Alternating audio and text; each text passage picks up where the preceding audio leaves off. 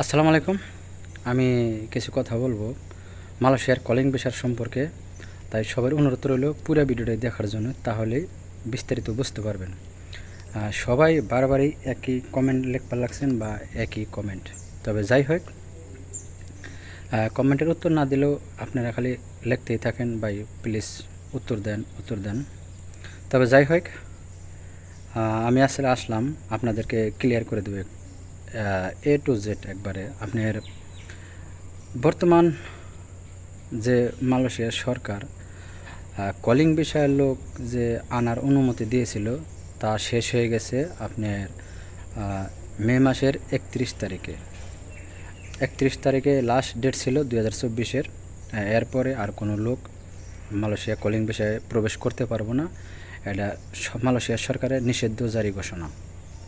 ওকে, যাই হোক, ইদারিং আমরা অনেক টাকা পয়সা দিয়ে দালালের হাতে দিয়ে ধরা পড়ে বসে আছি, বা দালাল এক এক সময় এক এক কথা বলবার লাগছে। এই জন্যে আপনাদের মনে কোনো হয়েছে না, মানে সান্ত্বনামূলক কোনো জিনিস আসবার লাগছে না, ঠিক আছে? কারণ কিসের জন্য আমরা বলি এক পেলে বলে কলিং ভিসা খোলা নাই, বন্ধ ইন টোটাল। মালয়েশিয়ার সরকার কোনো কর্মী আর নিয়োগ দেবে না বা প্রবেশ করতে দেব না মালয়েশিয়া।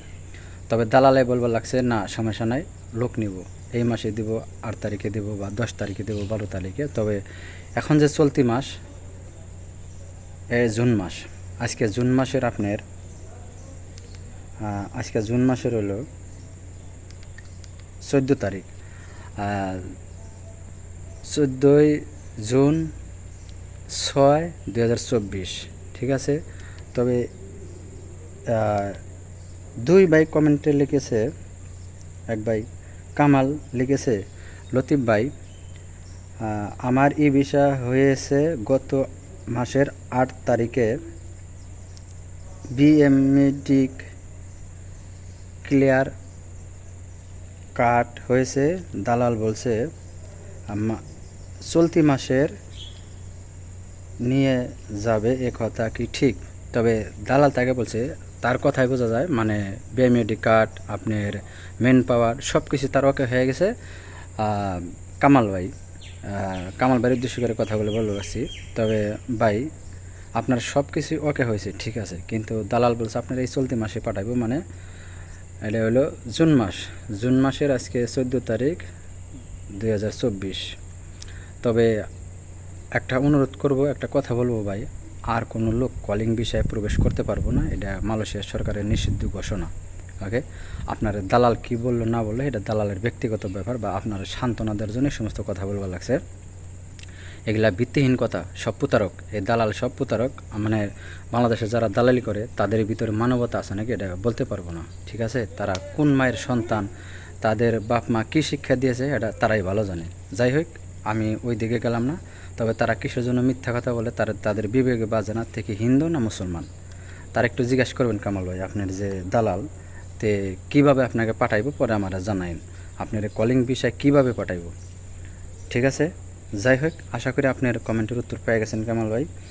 এরপরে হলো আপনার লিখছে,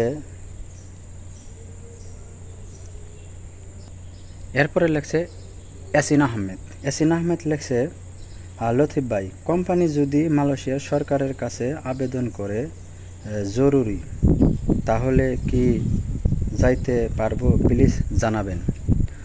এখন ভাই, মালয়েশিয়া সরকারের কাছে কোম্পানি আবেদন করুক আর যেই আবেদন করুক, কোনো সুপারিশ চলবো না। কারণ কিসের জন্য?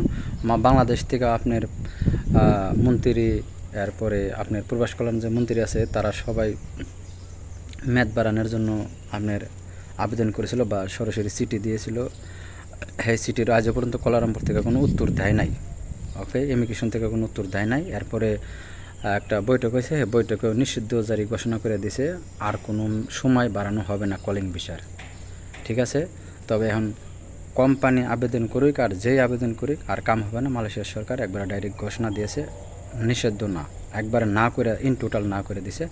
আর কোনো কলিং বিষয়ে লোক আসবো না, মালয়েশিয়া প্রবেশ করতে পারবো না। আপনি শুধু বাংলাদেশ থেকে না, সর্বমোট বাংলাদেশ নিয়ে 15টা রাষ্ট্রের কলিং ভিসা খুলে দিয়েছিল, কিন্তু এখানে সব বন্ধ করে দিয়েছে। যাই হোক ভাই, আশা করি ইয়াসিন আহমেদ ভাই আপনার প্রশ্নের উত্তর পেয়ে গেছেন। তবে প্লিজ আপনারা যারা টাকা দিয়ে ধরা খাইছেন বা দালালে বলবার লাগছে এই সামনে মাসে পাঠাইব, এই আপনার এরপরে চলতি মাসে পাঠাইব, যে দালালে যাই কিছুই বলুক আপনার, এরপরে অফিস থেকে যাই বলুক, আপনারা কোনো কথায় কান দেবেন না, এদের কথা বিশ্বাস করবেন না। এখানে সব মিথ্যা কথা, বানোয়াট, ভুয়া। ঠিক আছে? কেউ আপনারা মালয়েশিয়া কলিং ভিসা আসতে পারবে না যদি অন্যভাবে, অন্য কোনো কোয়ালিটিভাবে পাঠায়।